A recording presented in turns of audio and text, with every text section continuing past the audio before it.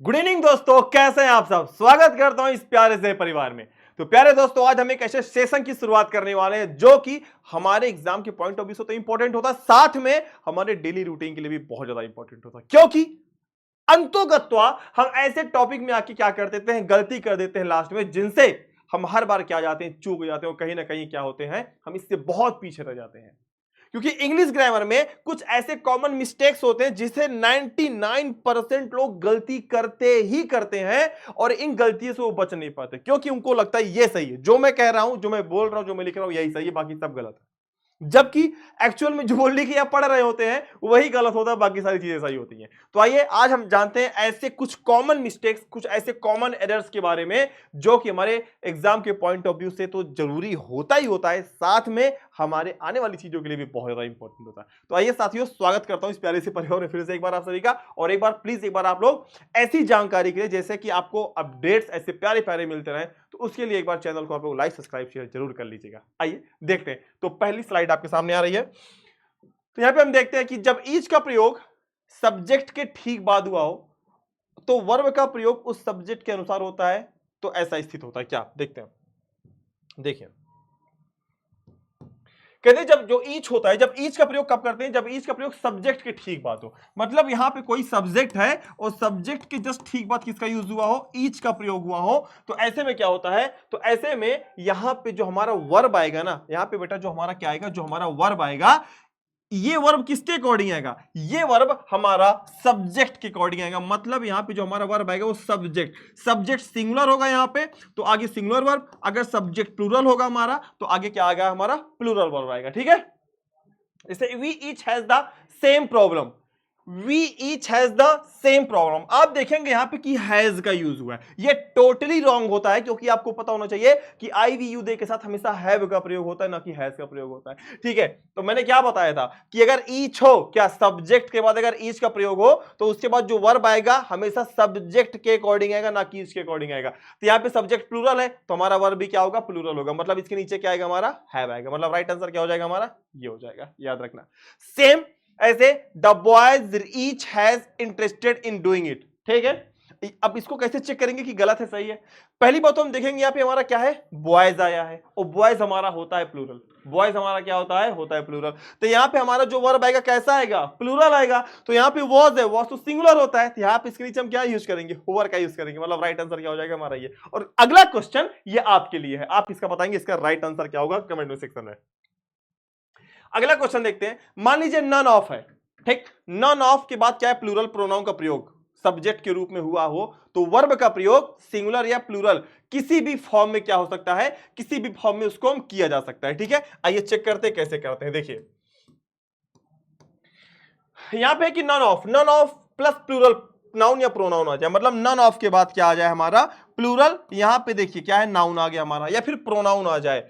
तो ऐसे में क्या होता है, ऐसे में अगर नन ऑफ हमारा एज अ सब्जेक्ट के रूप में आया है, नन ऑफ हमारा अगर सब्जेक्ट के रूप में आया है, तो ऐसे में क्या होते हैं, ऐसे में हम क्या करते हैं कि वर्ब का प्रयोग सिंगुलर या प्लूरल किसी भी फॉर्म में हो सकता है। मतलब क्या है कि none of the boys knows how to behave the elders, none of the boys know. मतलब यहां पे जो हमारा मेन वर्ब है या हमारा हेल्पिंग वर्ब है, वो सिंगुलर में भी आ सकता है और प्लूरल में भी आ सकता है। कंडीशन क्या है, कंडीशन यहां पे ये है कि बस यहां पे जो नॉन ऑफ हो वो एज अ सब्जेक्ट के रूप में काम कर रहा हूं। आप यहां पे देख सकते हैं ना, none of the boys, that's it, यही है कि नॉन ऑफ हमारा सबसे आगे आ रहा है, ये सब्जेक्ट के रूप में काम कर रहा है। तो यहां पे हमारा जो वर्ब आएगा वो सिंगुलर भी आ सकता है, plural, both are right guys. इसको याद रखना कि दोनों सही होते हैं, ऐसे कंडीशन में गलत एक भी नहीं होगा। ठीक है, चलिए, ये मिस्टेक्स हर बार लोग कॉम्पिटेटिव एग्जाम में कर देते हैं। जब भी हमारा एनडीए सीडीएस का एग्जाम होता है ये क्वेश्चन आता है, और बहुत सारे लोग क्या करते हैं, सोचते हैं नॉन ऑफ द बॉयज है, तो यहाँ पे बॉयज के साथ क्या कर देते हैं वो लोग, यहाँ पे कभी कभी वो प्लूरल मार देते हैं। बट ऑप्शन में आपके पास वहां पे वो भी होता है क्या,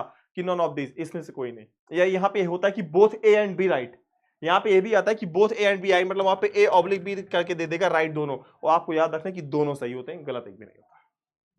अगला क्वेश्चन देखते हैं। देखिए एक प्यारा सा क्वेश्चन है कि more than one plus noun के साथ सिंगुलर वर्ब तथा मोर प्लस नाउन प्लस देन 1 2 3 के साथ प्लूरल वर्ब। कितना प्यारा नियम है, देखना बहुत सारे लोग गलती करते हैं। वो सोचते हैं कि मोर देन अगर वर्ड आ गया तो हम हमेशा प्लूरल का प्रयोग करेंगे, क्योंकि मोर देन से ही लग रहा है कि ये किसके, ये बहुवचन के बारे में बता रहा है। गलती नहीं करेंगे, कैसे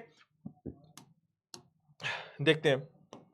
यहां पे क्या है, मोर देन है, मोर देन वन के साथ क्या है, नाउन के साथ सिंगुलर वर्ब, ध्यान देना, अगर मोर देन वन आया है तो नाउन के साथ क्या आएगा, सिंगुलर वर्ब। अगर मोर प्लस नाउन प्लस देन आया है, मतलब यहां पे आपका समझना, मेरे समझाने का मतलब यहां पे यह है कि अगर आपका क्या आया, अगर आपका यहां पे क्या आया, मोर देन वन आया, क्या आया, मोर देन वन, तो इसके लिए कंडीशन क्या है कि नाउन आगे आएगा तो इसके साथ क्या आएगा, सिंगुलर वर्ब आएगा। लेकिन अब देखना क्या, थोड़ा सा गैप, मोर और मोर के बीच में क्या, अब की बार नाउन आ गया और देन उसके बाद क्या आ गया, हमारा देन का प्रयोग आ गया। मोर देन वन, मोर नाउन देन, दोनों में अंतर है। तो आइए चेक करते हैं, मोर देन वन आ गया अगर तो क्या होगा, तो स्टूडेंट आर एब्सेंट टुडे, ये सेंटेंस हमारा इनकरेक्ट है। राइट क्या होगा कि more than one student is absent today. क्यों, क्योंकि अगर मोर देन वन आया तो इसके साथ जो नाउन आएगा वो नाउन कैसा होगा, वो सिंगुलर फॉर्म में होगा, मतलब हमारी यहां पे हेल्पिंग वर्ब भी क्या होगी, सिंगुलर होगी, हमारा नाउन भी क्या होगा, एक वचन में होगा। कब, मोर देन वन के लगने से। तो यहां पे हम भाई आर का यूज नहीं करेंगे, यहां पे हम किसका यूज करेंगे, इज का यूज करेंगे। बहुत गलतियां होती हैं, ये क्वेश्चन बहुत बार पूछा गया है, ऐसी गलतियों से आपको बचना है कि मोर देन वन मतलब क्या, नाउन भी सिंगुलर और वर्ब भी सिंगुलर।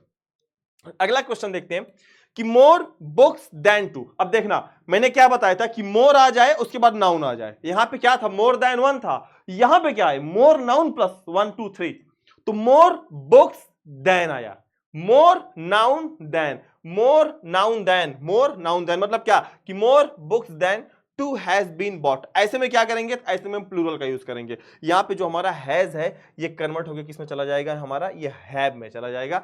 इसका हमको ध्यान रखना है। कितना प्यारा सा नियम है, इसको अपने नोटबुक में, अपने जो आपके पास जो भी नोट्स होंगे उसको जरूर लिखिएगा, क्योंकि ये इतना प्यारा नियम है बच्चा, जिसमें क्या होता है कि आप गलतियां कर सकते हो, और बहुत सारी गलतियां बहुत सारे लोग करते हैं, और ये क्वेश्चन पूछे भी गए हैं। ऐसा नहीं है कि ये क्वेश्चन पूछने के, ये क्वेश्चन पूछे गए, नियम बहुत सारे बने हैं हर एक लेवल के एग्जाम पे, वो एकेड्स का लेवल हो, एकेडमिक लेवल हो या फिर कॉम्पिटेटिव लेवल हो, ये क्वेश्चन हर बार पूछे जाते हैं। बहुत सारे लोग, अच्छा हर बार एग्जामिनर क्या करता है कि आपको दे देगा उठा के, पता क्या, आपको दे देगा मोर नाउन देन वाला, और आप रट के क्या गए, मोर देन वन। इसे मैंने दोनों साथ लिख दिया, क्या, एक है मोर देन वन, एक है मोर नाउन देन, और देन के बाद यहां पे 1 2 3 कुछ भी आ सकता है।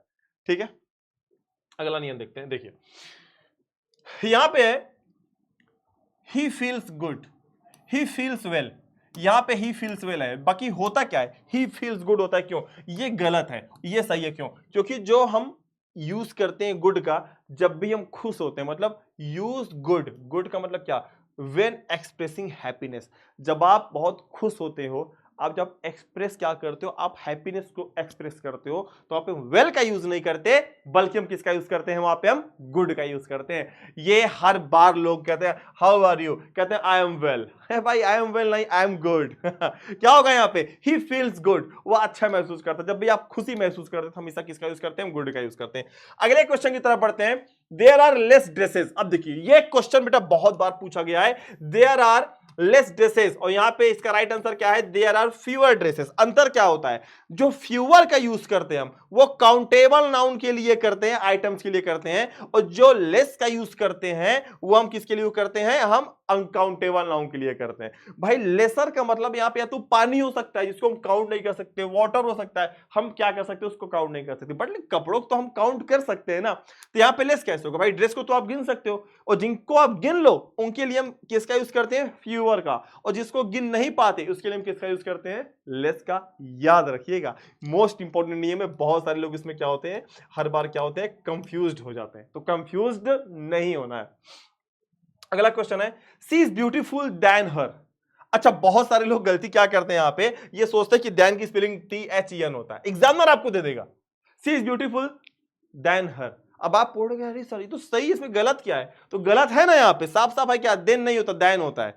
ठीक है, देन का मतलब होता है क्या, देन का मतलब होता है तब, THEN का मतलब, यहाँ पे क्या है, देन, देन का मतलब होता है की अपेक्षा, सी इज ब्यूटीफुल देन हर, वह उसकी अपेक्षा क्या है, सुंदर। यहाँ पे हम देन का यूज करते हैं, तो याद रखना than is use to for a comparison, जो देन का यूज करते हैं किसके लिए करते हैं, कंपैरिजन का यूज के लिए होता है, और then is used for planning a schedule और अ इंडिकेट इंस्ट्रक्शन।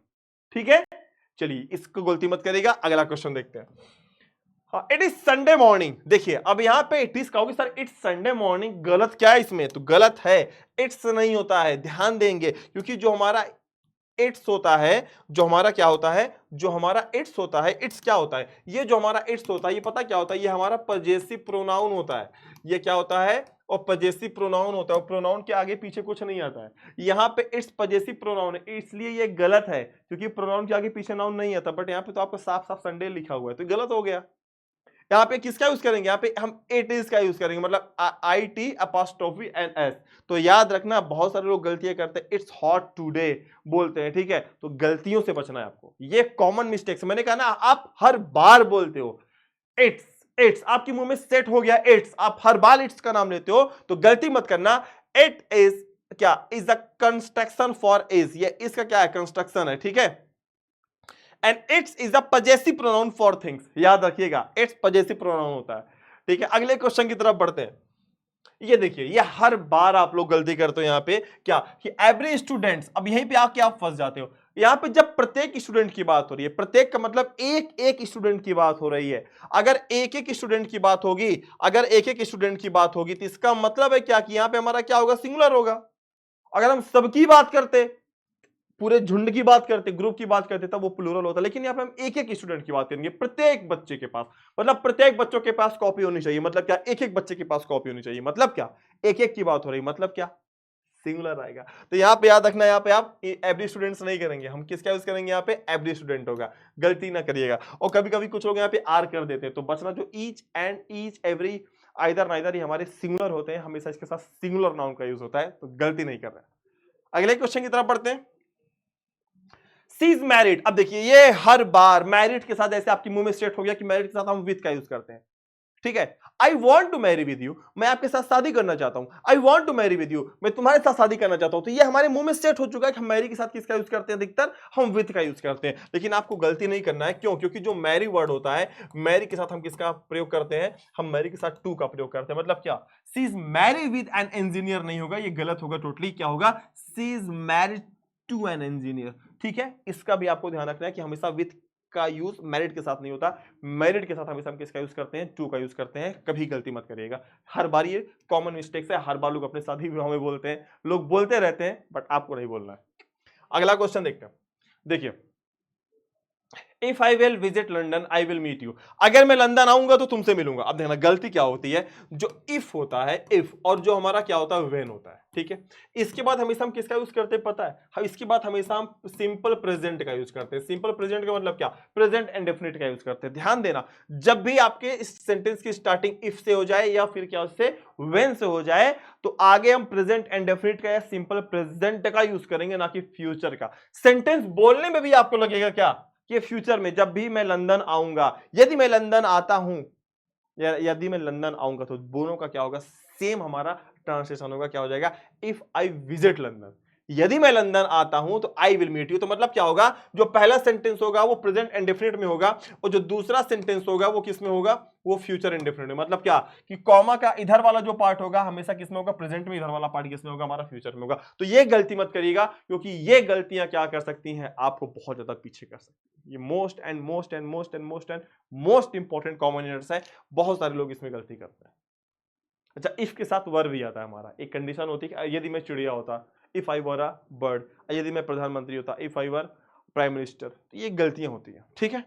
जैसे I will talk to him, ध्यान से देखेंगे, I will talk to him when I see him in the next 2 days, मैं उससे बात करूंगा अगले दिन, जब मैं उसे, अगले 2 दिनों में जब मैं उसे देखूंगा। तो गलती क्या हो सकती है पता क्या है यहाँ पे, अब देखिए, यहाँ पे व्हेन आया, व्हेन के साथ क्या आया, यहाँ पे देखेंगे आप, आई सी आया। यहाँ पे चाहते तो हम लगा सकते थे when I will see him, जब मैं उसे देखूंगा, लेकिन नहीं। रीजन क्या है, क्योंकि व्हेन के बाद भी क्या आता है हमारा, सिंपल प्रेजेंट टेंस, इफ के बाद भी हमारा क्या आता है, सिंपल प्रेजेंट टेंस। लेकिन उसके पहले जो या बाद वाले सेंटेंस होंगे उसके साथ हम यूज करते हैं फ्यूचर इंडेफिनिट टेंस का। आप देख सकते हैं यहाँ पे आई विल लिखा हुआ है, ठीक है। अगला क्वेश्चन देखते हैं।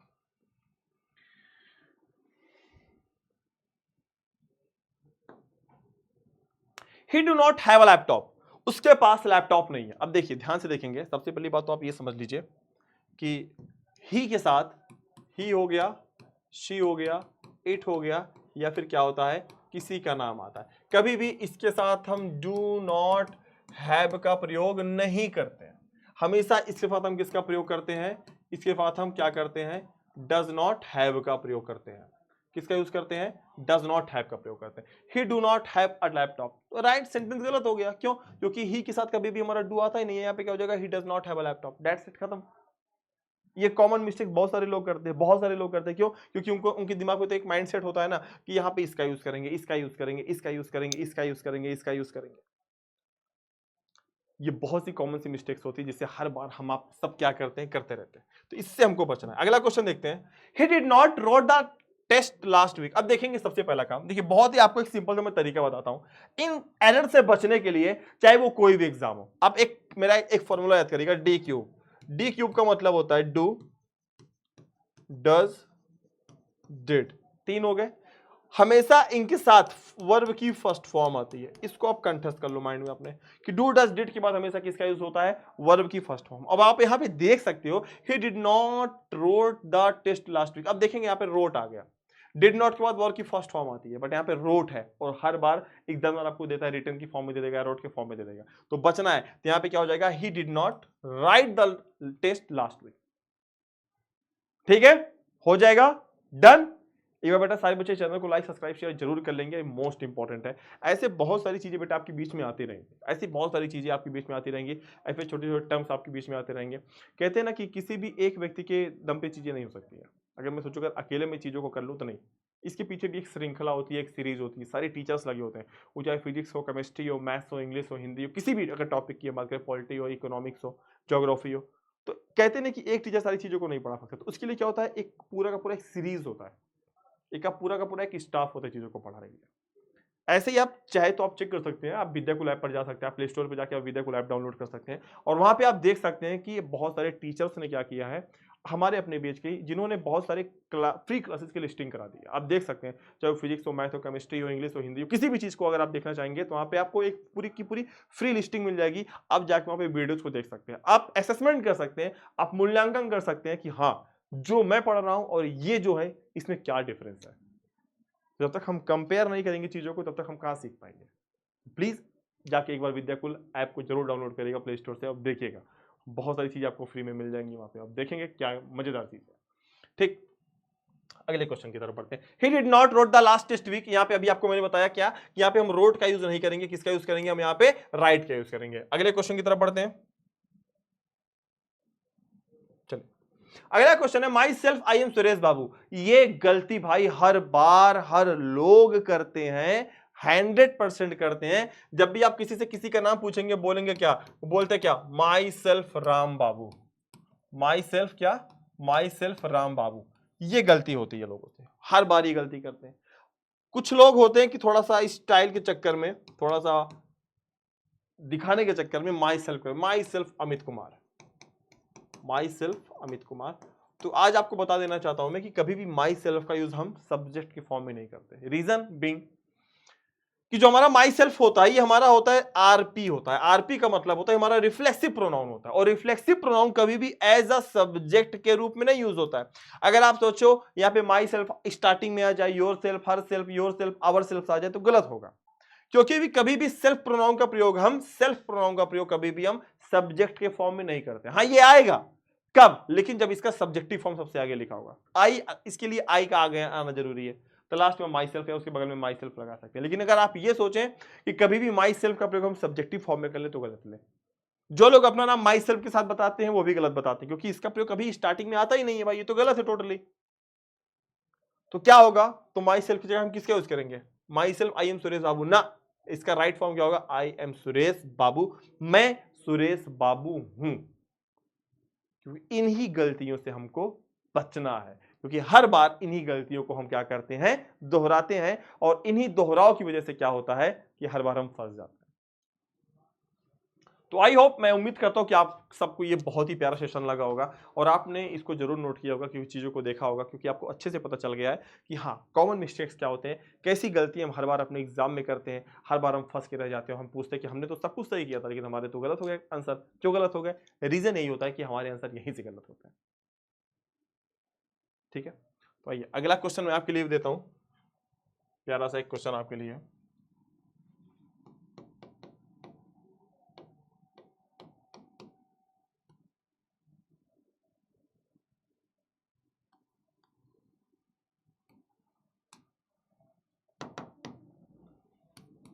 पहला क्वेश्चन है एडवाइस वर्सेस एडवाइस में क्या अंतर है। ये आपके लिए पहला क्वेश्चन है, what is the difference between advice and advice. And second answer question आपके लिए है, आप लोग कमेंट बॉक्स में कमेंट आंसर जरूर करेंगे।